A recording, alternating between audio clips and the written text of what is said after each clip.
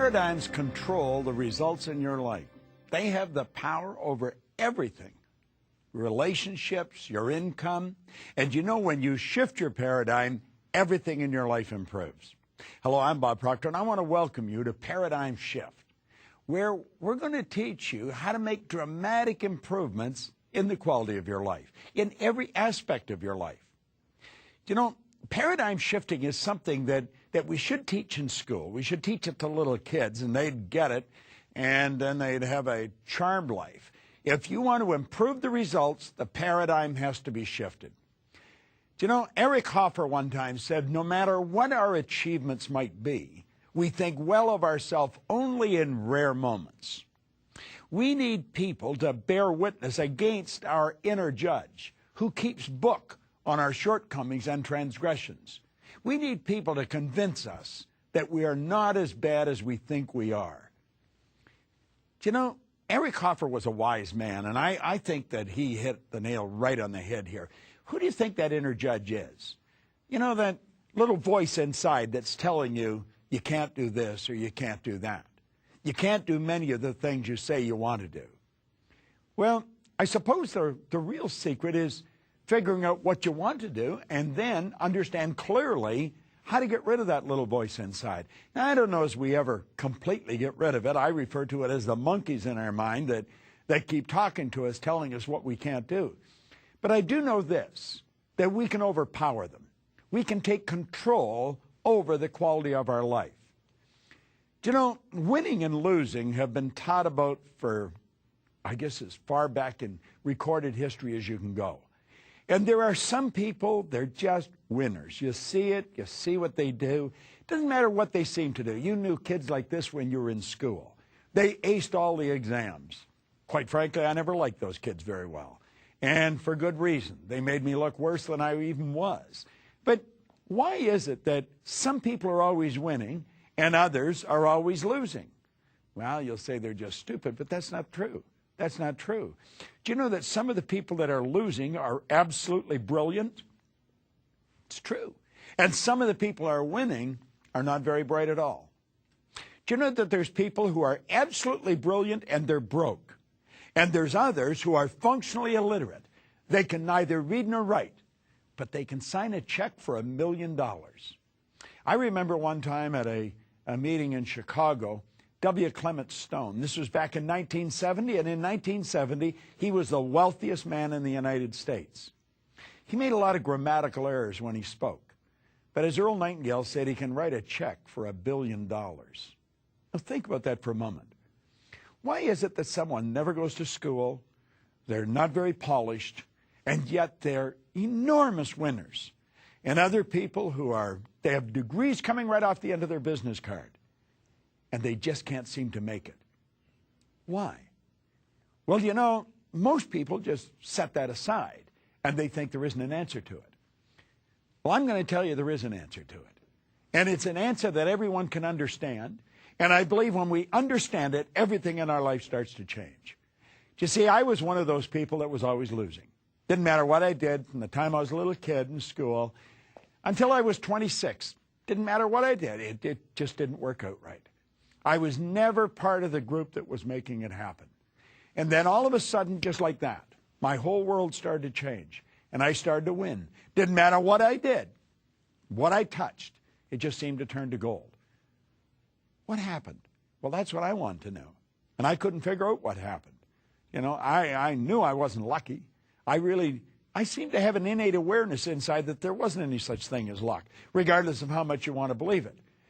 And I thought, someone has to know what the heck happened to me. Now, a man named Ray Stanford suggested I read Napoleon Hill's book, Think and Grow Rich. I have become an avid student of Napoleon Hill and his mentor, Andrew Carnegie. I have never laid these books down. I have never stopped studying them. But at any rate, I picked them up and everything started to change. Changed like night and day. Then I got into Earl Nightingale's condensed narration of Napoleon Hill's book. And I started to listen to that record. Now, I was doing something that was very, very strange. No one else was doing it. I was driving around with a portable record player that operated on flashlight batteries, listening to a long playing record. Now, you might not even know what a record is. They're so long gone. But I was driving around playing them. And I was playing the same record over and over and over again. And I kept reading the same book over and over and over again. In fact, it was the first book I ever read. Now, I have a wonderful library of books in my home today. I have 3,000 or 4,000 books. But this was the first book I read, and I couldn't seem to lay it down. I have never stopped reading that book. And I kept listening to this record. Now, what I was doing, I was writing a new program for my life. It was so totally strange what I was doing. People really couldn't understand it. I didn't understand it myself. They were wondering what was happening to me. But you know, I was moving from the category of losing to the category of winning. I wasn't getting sick anymore. I had an abundance of energy. I could make money. I think earning money is probably one of the simplest things in the world to do when you learn how to earn it. But until you learn how to earn it, it's not one of the simplest things in the world to do. Well, why is it that some win and some lose? And it's got nothing to do with intelligence. It doesn't necessarily have anything to do with your background. You know, you could have a brilliant background and still lose. You could have a terrible background and still win. As a matter of fact, I started to teach this around 38 years ago, and I was testing this in different areas. I even used to go into prisons and teach this. I had people that were paroled to me, where I had them tear up the parole so that they'd get a passport and I could take them off to another country where we were opening a business. And I found that it didn't matter who you were or what had gone on in the past, you could win. You could be young, you could be old. You could be male or female. You may be an intellectual giant, or maybe not very bright at all. None of those things have anything to do with winning. Now, most people will tell you they do. I think they can contribute, but they certainly don't control it. Paradigms are going to make you or break you. And it's a strange thing. The average individual couldn't even tell you what a paradigm is. Now, understand this. It's your choice whether they make you or break you. It's your choice. But here's another point. There is absolutely no allowance for ignorance. You say, but I don't understand. That's too bad. You still lose.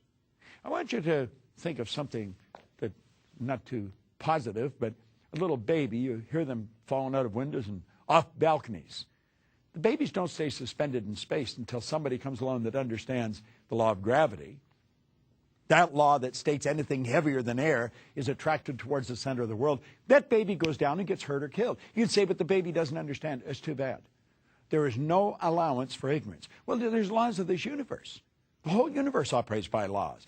Dr. Werner von Braun said that the natural laws of this universe are so precise that we don't even have any difficulty today building spaceships. We can send people to the moon, and we can time the landing with the precision of a fraction of a second. He also said these laws must have been set by someone. He said after studying the spectacular mysteries of the universe, he was led into a firm belief in the existence of God. Now, here's a scientist, one of the most brilliant in the world, the father of the space program. Well, you see, God operates by laws. Everything operates in precise order. And you know something? You've got a control mechanism in you, but you were given the ability to control it. That's right. Now, somebody else may have programmed you, but you've got the ability to change it. So it's your choice whether your paradigm makes you or breaks you. You see, I was losing till I was 26. And then all of a sudden I started to do things right. I started winning. Now, what I was doing, I didn't know. People asked me what I was doing, and I really couldn't tell them. Here's another strange thing I've learned. Most people that are highly successful cannot articulate why they are. I was doing a seminar in New York a number of years ago at the Waldorf Astoria. And a man came up to me at the end of the seminar, a great big guy. And he said, you know, he said, I've really enjoyed this. He was in there for 2 or 3 days. He said, I finally understood what I did. And I said, what'd you do? He said, I won the gold medal in the decathlon in the Olympics. The day that he won that medal, he was the greatest athlete in the world, Milt Campbell. Now, he had never understood what he did, but he became the best in the world at what he did. Do you know that you can become the best in the world at what you do? And I'm going to tell you, you're going to do it a lot easier than Milt did it because you can understand it. We're going to go into paradigms. This is a series of programs. We're going into paradigms. I'm going to talk about how they've been built and how they've been changed. And as you go into this, a lot of it's going to seem repetitious, but that's how paradigms are built. That's why repetition is necessary. And we've got to the point we just want to read it once. You're never going to understand it if you read it once. You've got to go over it and over it and over it. I think it was Hubbard said, when you read a good book through the second time, you don't see something you didn't see before. You see something in yourself that wasn't there before. So let's think about this. You've got a control mechanism inside you. It's in your marvelous mind. And it's going to determine whether you win or lose, whether you're struggling to make ends meet or whether you live in abundance. And this information's always been around. It's just that there's only a very select few that have had it. It's almost like a secret. Earl Nightingale called it the strangest secret. He said it was strange because it was a secret, because it's so obvious. Do you know you can go into the most ancient writings there is? You can go into the Upanishads. And in the Upanishads it says, from abundance, he took abundance, and still abundance remained. Now think about that for a moment. Do you know that you're dealing with an infinite source of supply? There's no limit to what you're capable of doing. It is an infinite source of supply. I love the way Troward wrote it. He said, when you're dealing with the infinite, you can never take more than your share. So don't worry about taking too much. You can have all you want. It's what we do with it that makes the difference. You can't hold on to it. You can't keep it. As a matter of fact, if you try and keep it, you'll lose it. It's really a paradox, isn't it? But you know something? If you understand the laws, it's not. If you understand the laws, you'll understand that you're sort of a distributor of this power. You have co-creative abilities. You've got phenomenal powers locked up within you. Now, what are paradigms? You know, we're talking about the paradigm shift. There's a series of shows on it. Well, what are paradigms? Paradigms are nothing but a multitude of habits.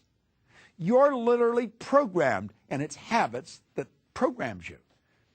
You see, you were taught how to tie your shoes. But you weren't taught just once how to tie your shoes. You had to be taught over and over and over. Watch a little boy or a little girl trying to tie their shoes. You'll never see anything more awkward. But you know something? Eventually they get it right. They are very slow and methodical. They're meticulous, but they get it done. And they are so proud.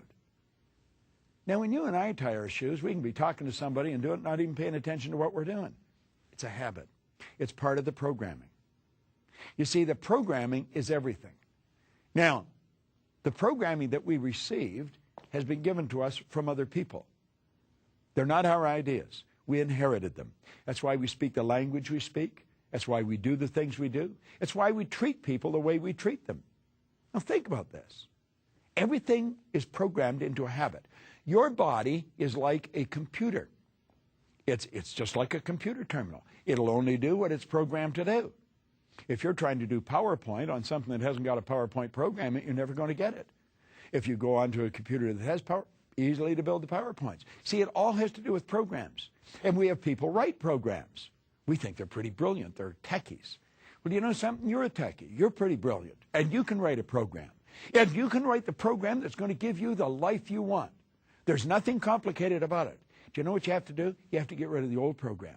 That's right. And because you can't put something where something already is. Now, if you're sitting on a chair, understand this. You can't put anything where you and the chair are until you move it. Nature abhors a vacuum. You've got to create a space for the good that you desire. So we've got to create a space for the good that we desire in our life. Now, take a look at what is holding most people back. It's paradigms. They're locked into old paradigms. You could say, what's holding me back? You know, I would imagine you probably work pretty diligently at whatever you're doing. Stop and think of the person that's playing golf. Do you know, most people that play golf never take lessons. They don't. They go out there and they just figure out that they're going to go and do it. Can you imagine learning how to fly a plane without taking lessons? I don't think so. If I was going to get in a plane that you got in, I would want to go to the very best pilots in the world, and I'd want them to show me how to do it. Why don't we do that with everything? Why don't we do that with earning money? Do you know, I have people come to seminars from all over the world so that we can show them how to earn money. Earning money is easy to do. I believe if you haven't got multiple sources of income, you're missing the mark. You should have more sources of income than you can keep track of. You can hire somebody to keep track of them for you. And then you're earning more money and you can do more things and you can have a more interesting life. But if we're going to learn anything, we're going to have to get somebody to teach us. Now, short of that, I was remembering one time I was teaching a seminar in Indiana, and I said, there's always someone that can do things better than you're doing them. And this man said, there isn't anybody in the world that does what I'm doing better than I do it. And I thought, well, I've got an interesting one here in my hands. And it turned out he was right. He built those remote control model planes. He had the biggest company in the world. He used to take them, he was in Chicago, he used to take them down to Wrigley Field and demonstrate them. You see? Well, I had been reading the night before what to do. Thomas Stroward said that in that case, you go to the Fonte Rigo, you go to the fountain and source within. I think that's where Bill Gates went. I think that's where the Wright brothers went. I think that's where Edison went. I think that's where Einstein went. And I think that's where you and I should go when we run up against something that we can't solve and there's no one that we can find that can help us fix it. But if we want to learn things, let's get our ego out of the road and let's understand that we've got the intelligence to learn anything we want to learn. But we're going to have to go to a good teacher. Now, I was talking about money a few minutes ago. If you want to learn how to earn money, go to someone that knows how to. Don't go to your next-door neighbor. He probably doesn't know any more than you do.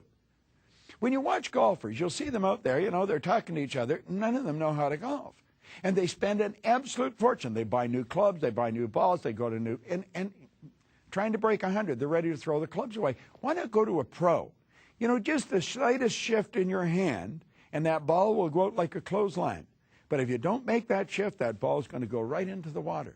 And isn't it strange if you think it's going to go into the water, it'll go in the water? Do you know that the image you hold in your mind controls the chemical makeup of your body? Jack Nicklaus calls that going to the movies. Well, most people are held back in whatever they're doing by old paradigms. Now, paradigms influence your thinking. They influence my thinking. My paradigm influences my thinking. Yours influence you. Now, if you want to change your way of doing things, you're going to have to override the paradigm, and that's not an easy thing to do, and it can be scary. It can cause a lot of discomfort. Paradigms control what you do. So if you're going to change what you do, you have to make up your mind you're going to override the paradigm. Now, I want you to think of this for a moment. Feeling is a word that we've invented to describe our conscious awareness of the vibration we're in. This thing we're living in is a molecular structure. It's a mass of molecules and a very high speed of vibration. When it's in a positive vibration, we feel good. When it's not in a positive vibration, we feel bad. Positive and negative are a law. It's part of a law of opposites, a law of polarity. Well, what we want to do is we want to feel good. The vibration is controlled by the paradigm. Now, a person can be getting good results and feel pretty comfortable. You can be comfortable getting bad results. As a matter of fact, that's one of the tricky parts of this. If you're going to overcome the paradigm, you've got to do things that cause discomfort. Change the grip on your golf club. I guarantee you're going to feel very awkward. And yet that ball, boom, boom, away it goes. 250, 300 yards. You wonder, how did that happen? It felt so uncomfortable. Whenever you go to change an idea in your paradigm, you're going to set up a foreign vibration, and that causes discomfort. Now, can you change the paradigm? Absolutely, you can change the paradigm. You can change anything. God gave you complete control over your life. Now, you don't do it by yourself. You do it in harmony with God, working with God's laws. Well, how do you do it?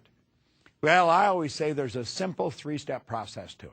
Just a simple three-step process. Let's talk on one.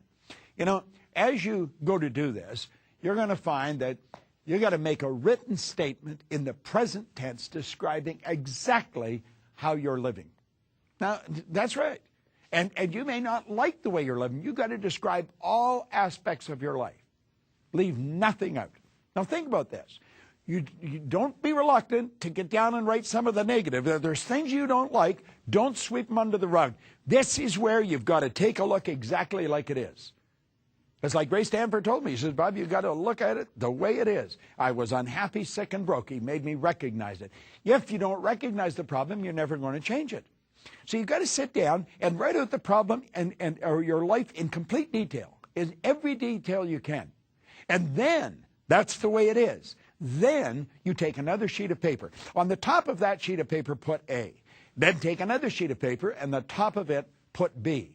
And now, on the B list, I'm going to suggest that you make a statement, a written statement in the present tense. I always recommend you start by writing, I am so happy and grateful now that. And describe how you want to live, exactly how you want to live. This is going to take a little time. You're not going to do this in 15 minutes. As a matter of fact, you may take a couple of days. You may take a couple of weekends. If you're married, you might want to do it with your spouse. If you have kids, you might want to get the whole family involved in this. I told you this is strange behavior. The people up and down the street aren't doing this. But you've got to sit down and decide exactly how you want. Now, most people get locked into how they think they could do it. I don't even want you thinking of how you're going to do it. How you're going to do it is irrelevant until you decide to do it. You decide how you want to live. What kind of health do you want to enjoy? What do you want your body to be like? What kind of money do you want to earn? What kind of trips do you want to take? Who do you want to associate with? Now, I'm going to be very honest with you. I don't spend a lot of time with anyone that isn't very positive. I just don't want to be around them. Carl Menninger from the Menninger Foundation one time pointed out, he said environment is more important than heredity. In other words, the people that we surround ourselves with have a greater impact on our life than what's built into the genes. I have a very good friend of mine, Jane Wilhite. You should look her up on the internet. PSI Seminars, PSI Seminars. It's one of the most successful seminar companies in the world. But Jane said one time, she said, I won't mix with anyone that doesn't think I'm special. And I thought, whoa. That's right. She said, I don't want to spend any time mixing with people who don't think I'm special. And then she went on to explain why. She said, if they don't think I'm special, they don't think they're special. She said, I want to mix with people that see the specialness in us. Do you know that we're God's highest form of creation? There's nothing on the planet that'll even come close to you. Well, why would you want to spend time with people that are talking about how bad things are and why they can't do this and why they can't do that? Well, I've come to the point where I don't want to spend time with people like that. Now, I have friends all over the world. I do. I have friends on almost every continent that you can think of.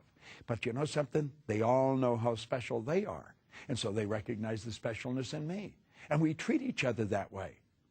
I want you to sit down and write out exactly what you want, how you want to live, the kind of home you want to live in, the vacations you want to take, the clothes you want to wear, the people you want to mix with. This is a want list. And understand you don't have to know how it's going to happen.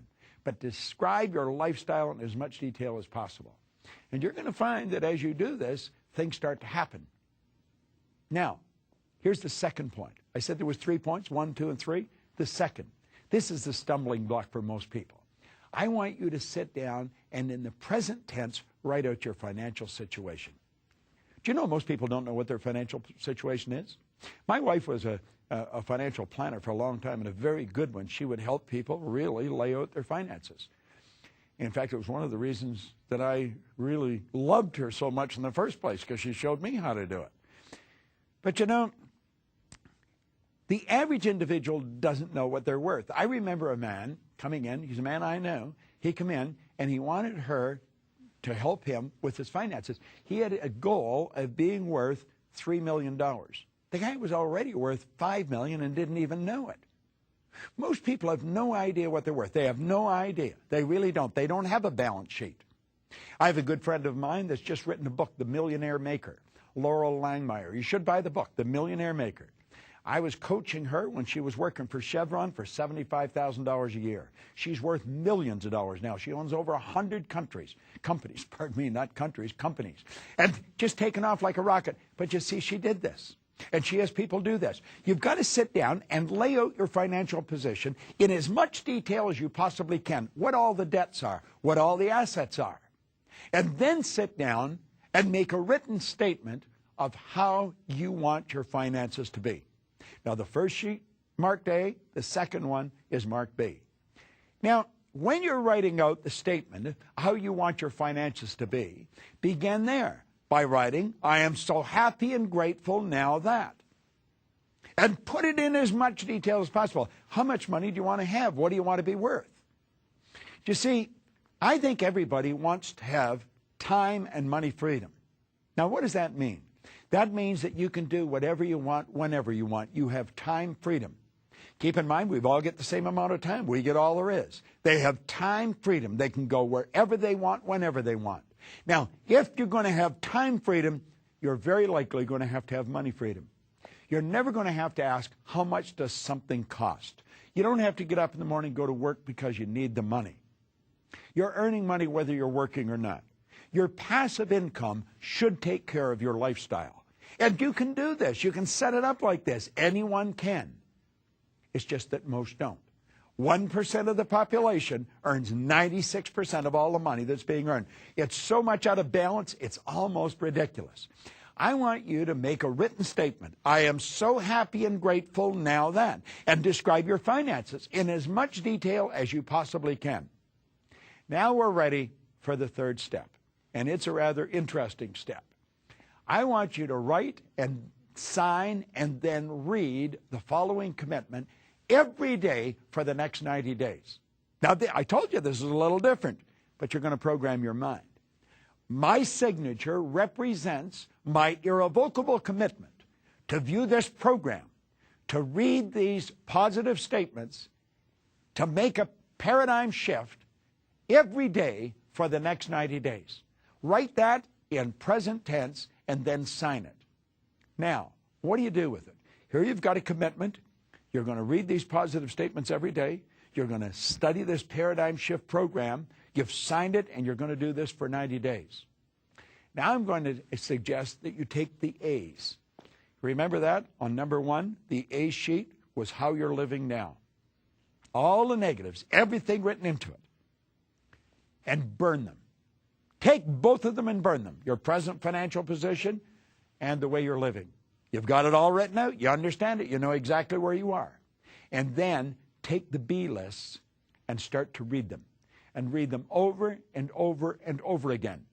You know, Goethe, the great German philosopher who's really influenced the thinking of the Western world, he said, before you can do something, you first must be it. See, everything that happens outside has got to happen inside first. Now let's review what we've done. We've gained an understanding that we are literally programmed. We're programmed genetically and environmentally. We've taken a look at our life the way it is. We've decided that we are going to be in the winning category of people. We are going to be very selective about the people that we spend our time with. We're not going to spend a lot of time with people that we don't enjoy and that don't enjoy us. So that even we're not thinking, we get the very best thinking coming into our mind. We're going to sit down and write out our lifestyle the way it is now. All the negative aspects mixed in. Health, wealth, relationships, everything. And then we're going to take another sheet, the B sheet, and we're going to put on there exactly how we want to live. And we're going to write it out, I am so happy and grateful now that. We're going to do that with our finances. We're going to write out where we are at financially, and we're going to write out where we want to be. Now burn the A list. Burn it, it's symbolic. Literally burn it and let it go away.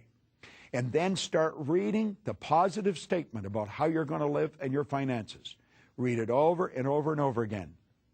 You're going to find it'll work like clockwork. Stay tuned in and learn more on the paradigm shift of how to take control over your life. It's Bob Proctor. Thank you.